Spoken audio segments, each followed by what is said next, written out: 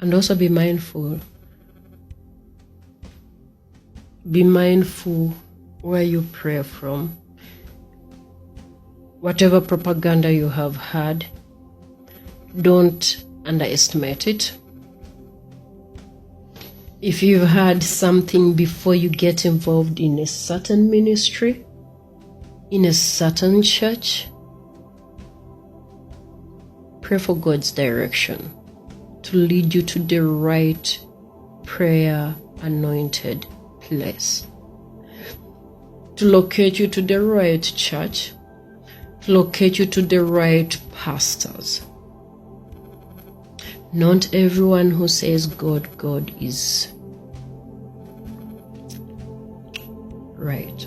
Or not everyone who calls themselves a pastor. Not every church or any worship place you see is in the righteous accordancy and purpose and grace of God. So, area number 5, please pray to God to locate you to the right church, to the right pastors, to the right ministry. Area number 6, I think that people underestimate but has power, is where you marry from. Where you marry from, where you marry to. Some of you get married to families where there are night dancers, where there are witch doctors.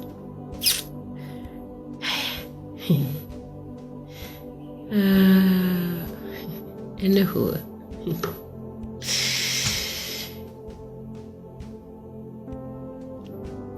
Pray for the place where you are earning your living.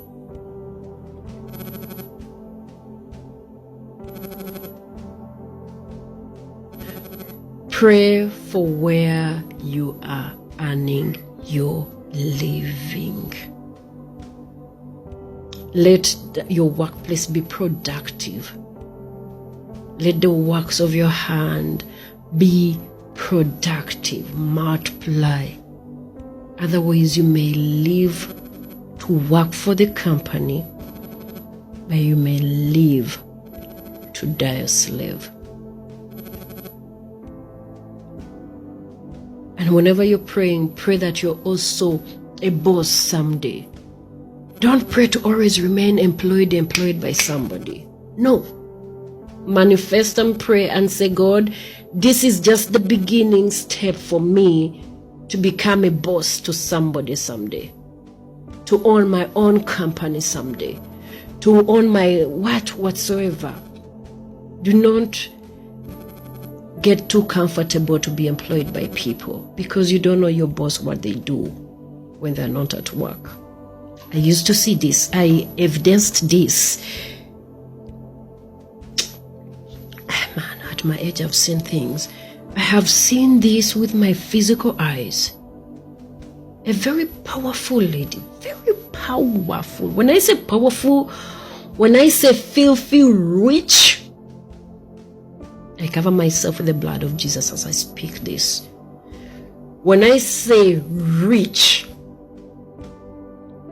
I mean it in capital letters, where somebody does not bank shillings, banks dollars, euros, pounds. Every day, 1 million or 2 in dollars or pounds or euros, but a Ugandan. Known, powerful, rich, and I don't know how God makes me encounter such people. I just don't know how. I don't know. I think I'm supposed to have a church. I'm anyway, let's go. I just don't know. I don't know. But powerful and rich and everything.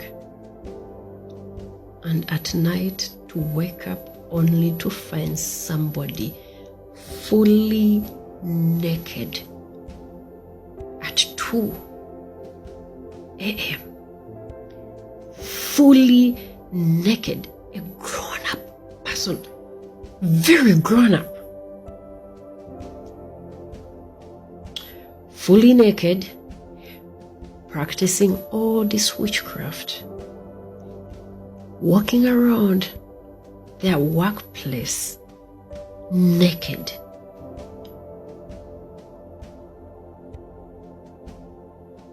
Do you understand what I'm saying? Naked, with all this medicine in the workplace. So my dear workers, you don't know what your bosses do when you're not there. You find people have been in that same business for years and years and years and years, but they're still renting, they're in debts,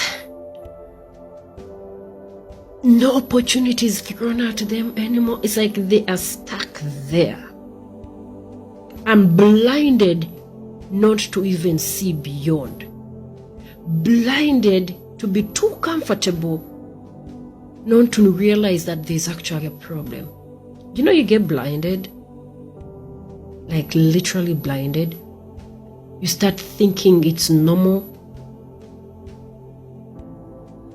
But they're making millions and millions for the boss. But when it comes to them making the millions and millions for the boss, they have nothing. They're always asking for advances. I need an advance. By the time the month ends, you've already entered the next month.